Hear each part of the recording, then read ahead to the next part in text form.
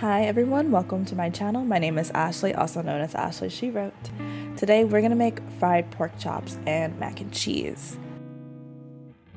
So first we're gonna start off by prepping the mac and cheese. I preheated the oven to 350, and then here I have my elbow noodles and my Mexican cheddar jack as well as mozzarella cheese. You can definitely use any cheese that you prefer to use. Those are my two favorite cheeses that I like to use for my mac and cheese. I also gathered some butter to put some butter in the water and also in the pan that I'm gonna make the cheese sauce in. This is a very unpopular way of making mac and cheese. I know that it's creamier with regular milk, but I prefer to use almond milk, okay? If my mom or my grandma makes it with regular milk, that is totally fine. I love it. I will never say that I won't have their mac and cheese. But for my stomach, to be happy on my stomach, I choose to make it with unsweet almond milk, okay? So don't judge me. Don't knock it before you try it. It's delicious.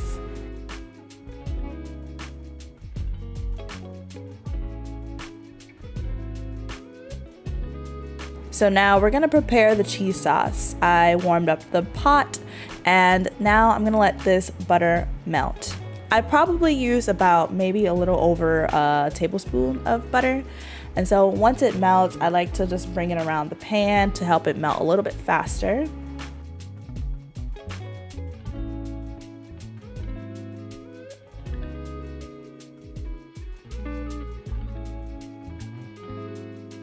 After it melts a little bit, I put about 1.5 cups to 2 cups of almond milk.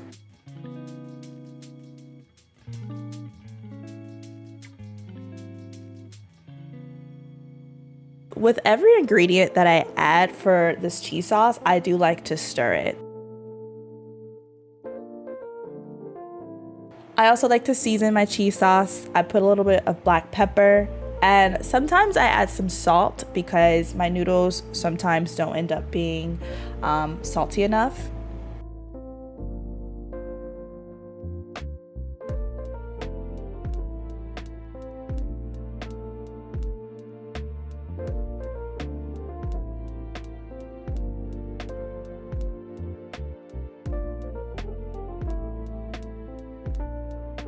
And so now I'm gonna add some mozzarella cheese.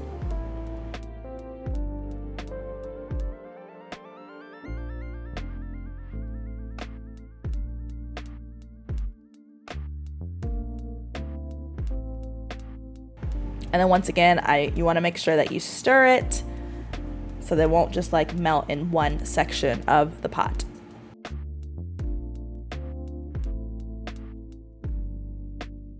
So after I stir with the cheese, if you notice that it's not really thick, this is not how you want to put the cheese sauce on with it being this kind of consistency. So what I do to make it thick, which from my experience, a lot of people do this, is add flour. So I usually add about I don't know how much that is, honestly, but about a spoonful of flour. I mix it up and then I see, is it thick enough? Is this the consistency that I want it to be? And then I would add a little bit more flour. You'll notice that the flour does not really melt instantly. So that's mainly because I'm using almond milk. If you use a regular milk, it should declump a little bit faster. So if you're using almond milk like me, then you have to be a little bit patient and just put it on the low heat and let it do its thing. Sometimes I also use like a metal spoon to get rid of the clumps, and that helps with the process. Just make sure that you don't get impatient because it will ruin the cheese sauce. Just let it do its thing. You're gonna have a little bit of clumps, but it's not going to ruin the cheese sauce, especially once you put it in the oven. Now I'm gonna go ahead and get started with boiling my noodles. You could always do this step first and put your pasta off to the side if you're worried about your cheese sauce sitting for too long, but since elbow noodles really take about 5 to 6 minutes, I usually do it at the same time.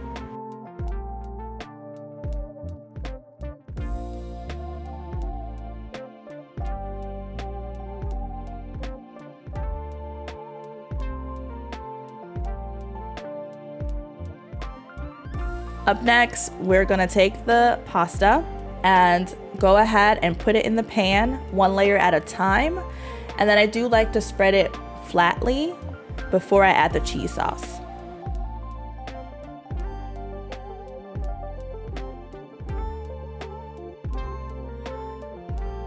So now I'm gonna add the cheese sauce, and I am going to make sure that I take my time with this also.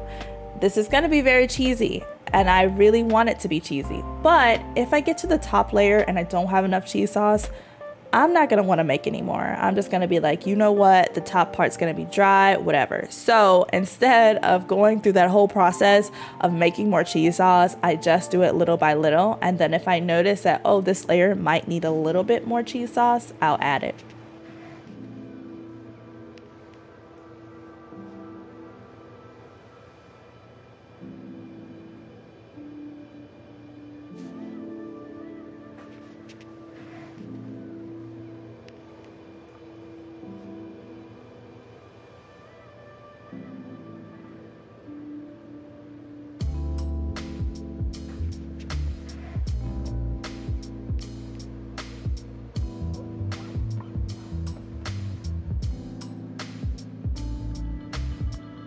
And then for the second layer, I do the same exact thing, and I stir it and mix it with the first layer. I usually like to add an additional layer of cheese sauce at the top because I put my pasta in or my macaroni in uncovered. And so if you don't, you're gonna have your noodles at the top. It's gonna be really, really dry, and no one's gonna wanna eat the top layer. So I'm gonna go ahead and put the macaroni and cheese in the oven, maybe for about 20 to 30 minutes. I tend to use a lot of the same seasonings because I love the flavor. Tony's, cayenne pepper, black pepper, crushed red peppers, garlic powder. For my pork chop, the only kind of different thing that I'm using is the garlic and herb seasoning, just to provide it with like a different kind of taste.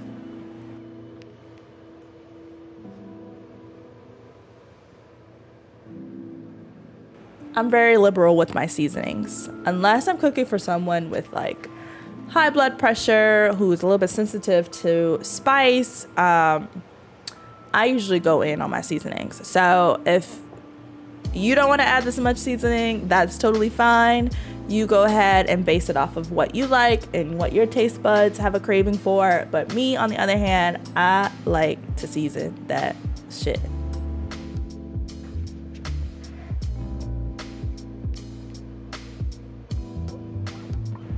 I never really find my meat to be too salty. So until I'm like, whoa, that's too salty, I'm gonna season that shit. Especially with fried food, I tend to go a little bit heavier on the seasonings with fried food because the flour becomes very overwhelming, and once you fry it, it kind of like mutes the taste. If I'm sauteing or baking, I go a little bit lighter because it's not a barrier of the flour getting in the way of the flavors. The way I like to coat my pork chops, I usually like to put it in a bowl, and even then I still season the flour. I know that the meat has seasoning on it, but like I said earlier, the flour really can just take over the taste. So when I'm seasoning the flour, I usually don't use every single seasoning that I have already used on the pork chop. I mainly use Tony's, black pepper, cayenne pepper, and I like to add crushed red peppers also. I don't fry too often. I have been using my air fryer a lot, and when I do fry, I like to make sure I go in, okay? It's like a little treat to the grease, okay?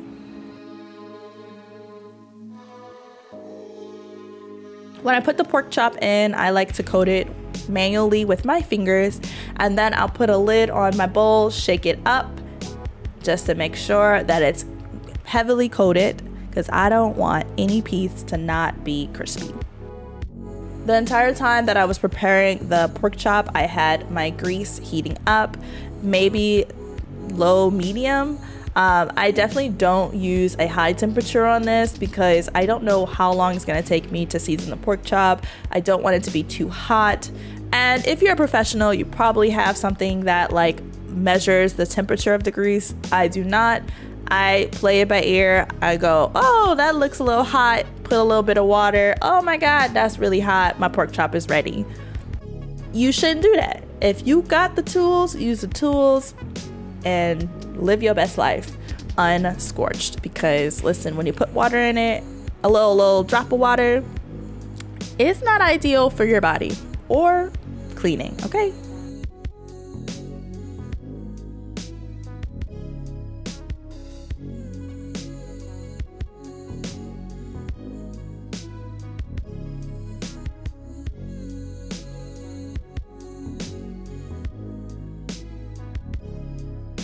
So while the pork chop is frying, I'm checking on my mac and cheese, which is completely done, because I didn't immediately start prepping my pork chop because I know that it's not going to take that long to fry it. It's honestly going to take maybe 10 to 12 minutes to fry it.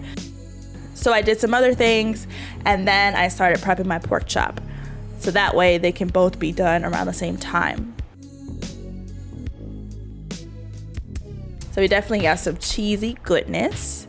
I know you're probably like, ew, that's made with almond milk, but please, if you would like to try it, go for it. These are pretty much the same steps that you can use while you're using regular milk, but it's creamy, I promise, it's delicious, and it's so good on my stomach. I went in for a second bite and a noodle fell, and it was a sign that I should have just waited until everything was ready, but I have no regrets. Now my pork chop is ready and I am gonna go ahead and put it on some paper towel to get some of that grease off. I have heard though that it's better to get a cooling or like a drying rack because paper towel tends to like have one side be a little less crispy than the other. So if you have that, definitely use that instead, but I make do with what I have. Got some nice steamy mac and cheese. And no, I'm not gonna have one scoop. I am gonna have 3 scoops because I did not make any vegetables. I did not make any vegetables as a side, and don't judge me, I do like my vegetables, but for this meal, I just really wanted some fried, cheesy, unhealthy goodness. Thanks so much for watching, and if you like this video, don't forget to give it a thumbs up and subscribe. I make videos every single Tuesday and you won't want to miss it.